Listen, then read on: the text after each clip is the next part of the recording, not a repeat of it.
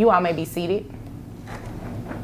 Okay, Ms. Golden, you brought this case before the court. What's going on? Yes, ma'am. This is my baby father, Jaleel Scott. I'm here to place him on child support for our child, Emery II. You mad at him? A little bit. Oh. All right, guys, buckle up, because this case starts casual, but turns emotionally heavy very quickly. We're in Judge Vonda B's courtroom with Miss Golden and Mr. Jaleel Scott, two people who met during a night of bar hopping that led to a pregnancy neither of them was actually prepared for. She's here saying he's been dodging responsibility and lying about his income, while he claims he was bamboozled into fatherhood and didn't even believe the baby was his until multiple DNA tests confirmed it. The real issue here isn't just child support. It's unresolved resentment, bruised pride, and two people who still feel wronged by each other. What we're about to see is less about paperwork and more about the emotional consequences of decisions made during one impulsive night. Let's get into it. Okay. Why are you mad at him? He's claiming that he only makes $40,000 a year when I know he makes well over that, and he's not taking care of our child. Okay. And this started off one night, we were bar hopping. I'm a bartender. Okay. And, you know, things got carried away. What do you mean by things got carried away? How little Emery was made. Oh. Well, I don't need those details, but... You know, he didn't believe that it was his child.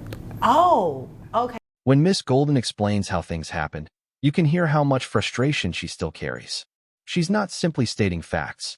She's reliving something that felt dismissive and disrespectful to her. She emphasizes that he didn't believe the baby was his, and that's the emotional blow she still hasn't gotten past. Judge Vonda keeps trying to steer her back to the present, because courts don't evaluate feelings, they evaluate responsibility. But this moment reveals the core tension. She doesn't just want money. She wants acknowledgement that she wasn't lying, that she wasn't crazy, that she didn't trick him. Validation matters just as much as support here. He has been confirmed as the father, so there is no dispute there. All right, sir? Why are you mad at her? Because, I'm gonna tell you my side of the story, all right? All right, let's hear it. All right, I was at the bar with my boys, you know, kicking it. It was Super Bowl weekend. So, you know, Kansas City, you know. So, you know, I'm just minding my own business, looking at the screen. All of a sudden, I see this Hennessy bottle in front of me, and this girl. I'm like, what? So she gonna offer me a drink, talking about, you can take one. I'm like, I'm trying to be sober tonight. You know, I'm trying to go home and, you know, kick it with the boys, play some dominoes and spades, you know. But, you know, I said, why not, you know. I took one, then, you know what happened. One turned into another, then another. Then next thing I know, I wake up the next morning, she in my bed. I'm like, how you get here? Now when he begins to speak, he immediately shifts to a narrative where he is the victim, someone who was minding his business, taken off guard, and manipulated into a situation he didn't choose. The language is important. I didn't intend for that to happen. She bamboozled me. I woke up and didn't expect this. It paints him as someone who believes the consequences of that night were unfair. But Judge Vonda shuts that down fast, because responsibility doesn't depend on how intentional the moment was. A child exists. That's the reality. Whether he emotionally accepts it or not, the law already has. Yeah. Oh, okay, I see why you're upset. You didn't intend for that to happen, I didn't, not at all. Oh, okay. She bamboozled you. She sure did. Okay, all right. Well, you know, there's a baby here, and you're the father. So whether she bamboozled you or not, you have a baby that you need to take care of. And I'm all for that. I'm all for that. But, you know, I just don't like the way she did it. Okay, I understand. You want to apologize to him? I don't. Oh, okay. The tension increases when the judge asks whether he wants to apologize. His response, I don't, says everything. It shows he still feels emotionally wronged and refuses to give her even a symbolic gesture of acknowledgement. That refusal means they're not just fighting over money. They're fighting over a story about who was right and who was wrong. A simple apology could have softened the conflict here, but instead, it confirms that they're still stuck in the resentment of that night. Until one of them chooses to let go, they're locked in emotional opposition.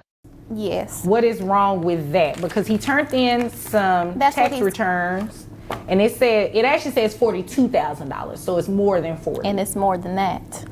How do you know? $48,000 all over his social media, flaunting money at the strip clubs. Where is this extra income coming from? Sir, of all, it ain't that 42,000 that Well, you're claiming I'm that you actually have. asking the questions here, but I asked the same question. Where is this extra income coming from, sir? I don't know where she getting that from.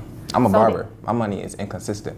Okay, so the money that she's talking about that you're flaunting on social media, is that the same 42,000? That's sometimes You just making it. just be my homeboys' money stunt. You know, I stunt with theirs. You know, every now Oh, and so then. you stunned? Yeah. Oh, okay, I got you. It's not his money. Bamboozling. Oh.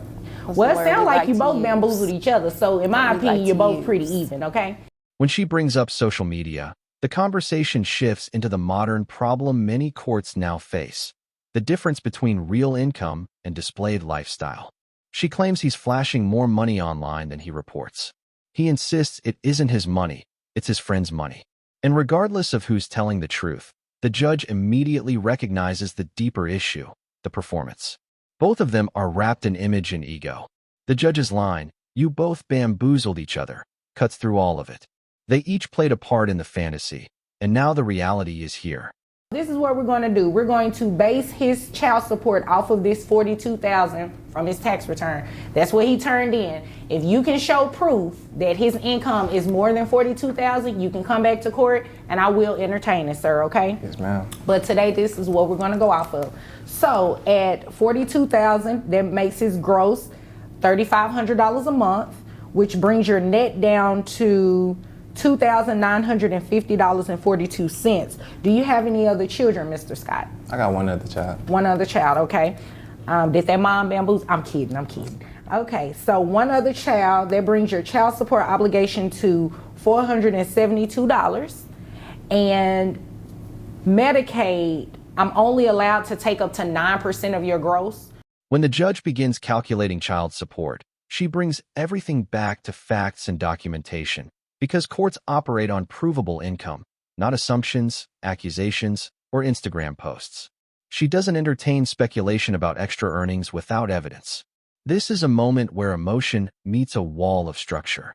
The law doesn't care who hurt who. It cares what can be proven. And that's a powerful reminder of how courtrooms work. Feelings don't win cases. Paper does. So 9% of that $3,500 will be $315. That has to be reimbursed to Medicaid. You understand? So your monthly obligation total is $787. All right. You understand? Yes, ma'am. Okay, you have any questions? No, ma'am. Okay, all right. And are you going to be a part of Emery's life? But then things soften when the judge asks if he plans to be a part of his daughter's life, and he says he wants to. For the first time, both of them drop their performances. No sarcasm, no accusations, just a real question and a real answer. And the judge takes that moment to encourage something that money cannot solve: cooperation.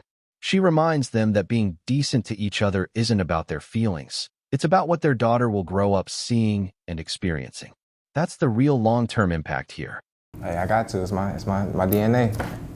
Okay, all right. I would really like to see you do that. And I would like to see you guys be friends. So you have to be nice. Yes, ma'am. Okay, you have any other questions? That is all. Okay, if there's nothing further, you all are dismissed. God is good. In the end, the judge issues a fair and evidence-based order, but the emotional truth is what stays with us. These two aren't just negotiating numbers. They're negotiating how to move forward from a moment in their past that neither fully processed. The child support order might resolve the financial obligation, but the real work ahead is learning to co-parent without letting resentment drive every conversation. If this moment hit you the way it hit us, drop a comment, hit like, and subscribe for more real courtroom breakdowns where decisions aren't just legal, they're deeply human.